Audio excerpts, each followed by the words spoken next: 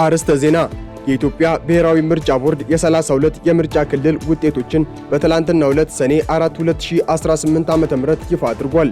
ቦርዱ ይፋ ካደረጋቸው ውጤቶች መካከል 2 የሕዝብ ተወካዮች ምክር ቤት ወንበሮችን የኢዜማ ፓርቲና የጉሙዝ ሕዝብ ዲሞክራሲያዊ ንቅናቄ ማሸነፉን ገልጿል። ቀዳሚው የሀገር ውስጥ መረጃችን ነው። በሐረር ከተማ የሥነ ጥበብ ጋለሪ ሙዚየም ለማቋቋም የሚያስችል ስምምነት ተደረገ።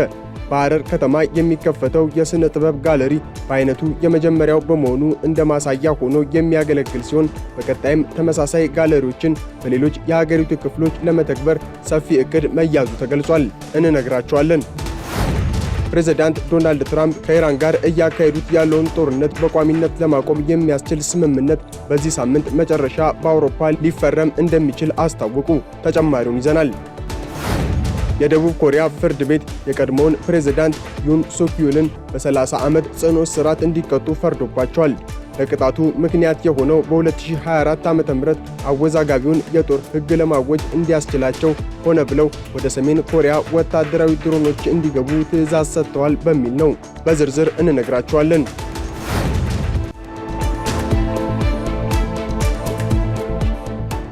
የኢትዮጵያ ብሔራዊ ምርጫ ቦርድ 32 የምርጫ ውጤቶችን ይፋ አድርጓል። ይፋ በተደረገው ውጤት መሰረት ብልጽግና ፓርቲ አብዛኛውን ወንበሮች ያሸነፈ ሲሆን የኢትዮጵያ ዜጎች ለማህበራዊ ፍትህ ፓርቲ ኢዜማ እንዲሁም የቤንሻንጉል ሕዝብ ንቅናቄ አንዳንድ የሕዝብ ተወካዮች ምክር ቤት ወንበር አሸንፏል።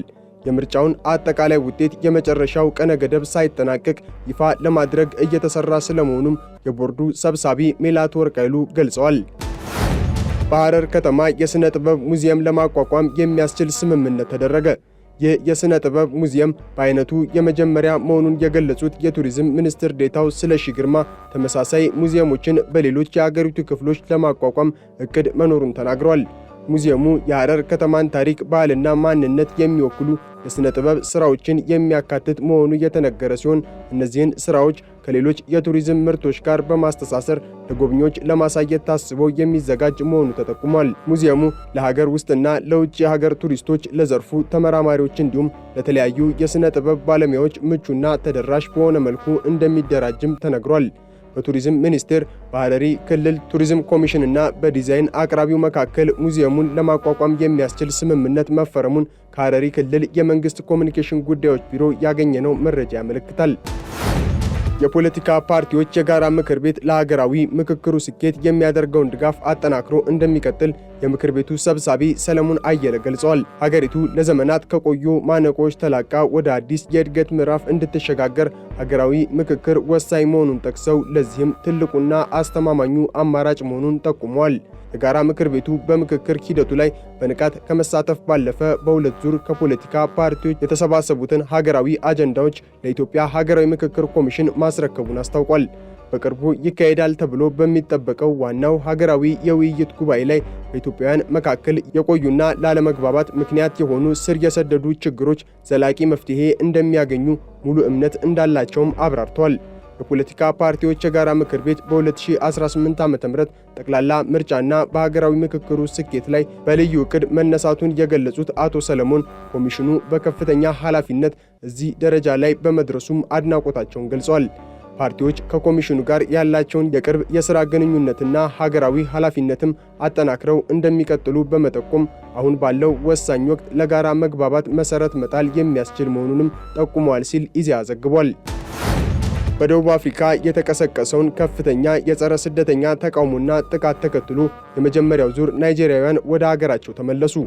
ትላንት ሐሙስ 262 ስደተኞችን የያዘ በረራ ሌጎስ የገባ ሲሆን በአጠቃላይ ከ1000 በላይ ናይጄሪያውያን በፈቃደኝነት ለመመለስ መመዝገባቸውን የናይጄሪያ የውጭ ጉዳይ ሚኒስቴር አስታውቋል። የደቡብ አፍሪካ ባለስልጣናት ተመላሾቹ በአገሪቱ በሕገወጥ መንገድ ሲኖሩ የነበሩ ናቸው ቢሉም ናይጄሪያ ግን ዜጎቿ ሕይወታቸውን ለማዳን ከጥላቻ ጥቃት ማለትም ዜኖፎቢያ እየሸሹ መሆናቸውን ገልጻለች። ከሚያዝያ ወር ጀምሮ በደቡብ አፍሪካ ስደተኞች የሥራ ዕድል ቀሙን በሚል በዜጎች የሚነሱ ተቃውሞዎች ወደ ኃይል ጥቃት አምርተዋል። የናይጄሪያ የውጭ ጉዳይ ሚኒስትር ቢያንካ አዱሜጉ የዜጎች ደህንነት ከማንኛውም ሀብትና ንብረት በላይ በመሆኑ ፕሬዝዳንቱ ዜጎች በአስቸኳይ እንዲወጡ ትዕዛዝ መስጠታቸውን ገልጸዋል። በደቡብ አፍሪካ የሚኖሩ ሌሎች የአፍሪካ ሀገራት ዜጎችም ተመሳሳይ ስጋት ውስጥ መሆናቸውን አሶሺየትድ ፕሬስ ዘግቧል።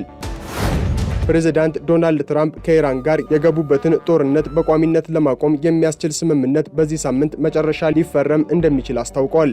ስምምነቱ አሜሪካና እስራኤል በኢራን ላይ የጀመሩትን ጥቃት ያስቆማል የሚል ተስፋ የተጣለበት ሲሆን ቴህራን የኒውክሌር መሳሪያ ላለማበልጸግ መስማማቷን ትራምፕ ገልጸዋል። በአውሮፓ ይካሄዳል ተብሎ በሚጠበቀው በዚህ የፊርማ ስነ ስርዓት ላይ ምክትል ፕሬዝዳንት ጄዲ ቫንስ፣ ልዩ መልእክተኛ ስቲቭ ዊትኮፍ እና አማካሪው ጃሬድ ኩሽነር አሜሪካን ወክለው እንደሚገኙ ተነግሯል። ይህ የዲፕሎማሲ ስኬት የተሰማው በሁለቱ ሀገራት መካከል ከፍተኛ ወታደራዊ ልውውጥ ሲደረግ በቆየበት ወቅት ነው። ኢራን በኩዌት፣ ባህሬን እና ዮርዳኖስ በሚገኙ የአሜሪካ የጦር ሰፈሮች ላይ ጥቃት መፈጸሟን ተከትሎ አሜሪካም በኢራን ወታደራዊ ተቋማት ላይ ለ2 ቀናት የአየር ጥቃት ፈጽማለች።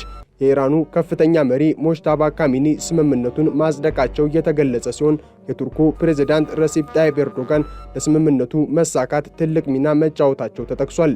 ስምምነቱ ከተፈረመ አሜሪካ በኢራን የነዳጅ ተርሚናል በሆነችው ካርግ ደሴት ላይ ልትወስድ የነበረውን እርምጃም እንደምትተው አክሲዮስ ዘግቧል።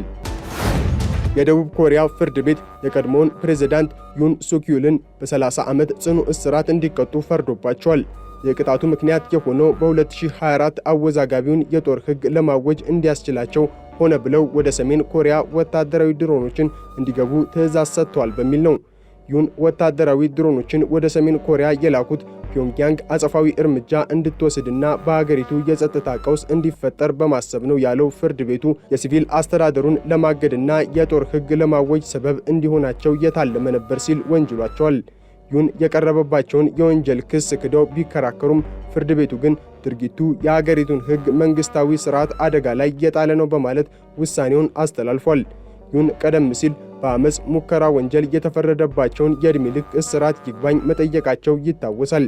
ይህ የፖለቲካ ቀውስ ዩን ከስልጣን እንዲወገዱና አሁን በስልጣን ላይ የሚገኙት ፕሬዝዳንት ሊ ጄሚዩንግ እንዲመረጡ ምክንያት መሆኑን አስታውሶ ቲአርቲ ወርልድ ዘግቧል።